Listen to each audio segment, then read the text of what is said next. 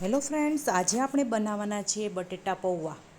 તો એકદમ સરળ રીતે બટેટા પૌવા બનાવવાના છે. એમાં મેં 500 ગ્રામ બટેટા લીધા છે. કુકરમાં 1 ગ્લાસ પાણી મૂકી અને 500 ગ્રામ બટેટા છે એના કટકા કરી અને બાફવા માટે મૂકી દીધા છે. પાણીમાં 2 કટ કરેલા બટેટા નાખી કુકરનું ઢાંકણ બંધ કરી અને 4 સીટી થાય ત્યાં સુધી તેને બફાવા દેવાના છે.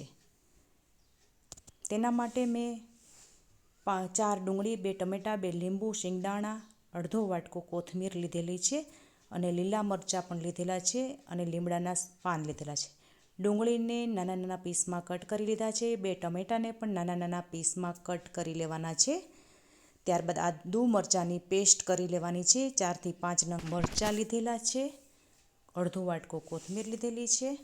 હવે એક નાની વાટકી શિંગદાણા લીધેલા છે અને 500 ગ્રામ પૌવાને સારી રીતે ધોઈ લેવાના છે અને જાળીમાં પાણીની મદદથી બધા જ પૌવા સારી રીતે ધોઈ અને પછી એને કોરા કરવા માટે મૂકી દેવાના છે.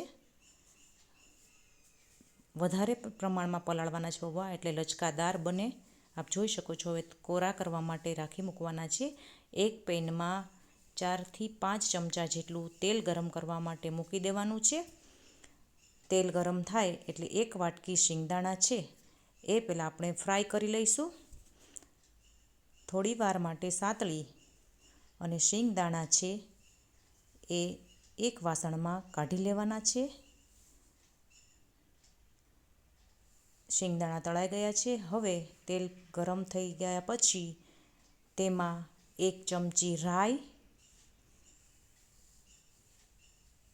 તતડી જાય પછી 1 ચમચી જીરું નાખવાનું છે. ત્યારબાદ 1 ચમચી હિંગ નાખવાની છે.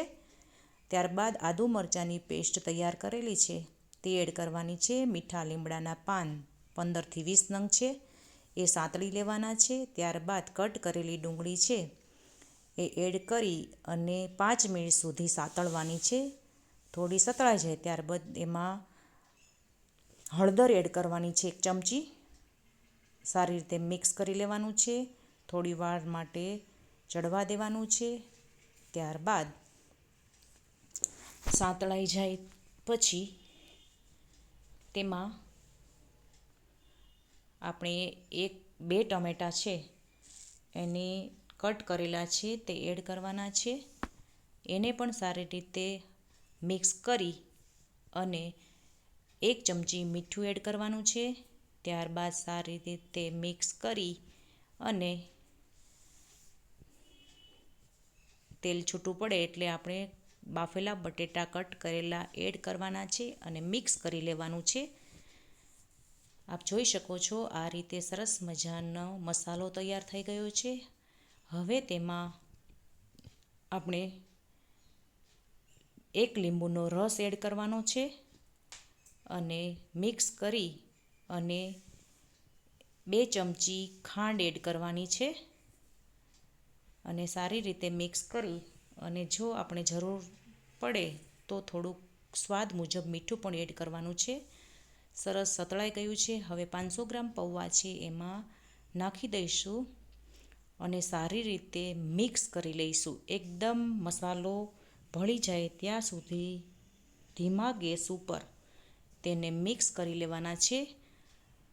તો મિક્સ થઈ જાય પછી આપ જોઈ શકો છો એકદમ સરસ મજાના પૌવા તૈયાર છે. કોથમીરથી ગાર્નિશ કરીશું. ત્યારબાદ તેમાં દાડમના દાણા એડ કરીશું અને સારી રીતે મિક્સ કરી રેડી છે બટેટા પૌવા.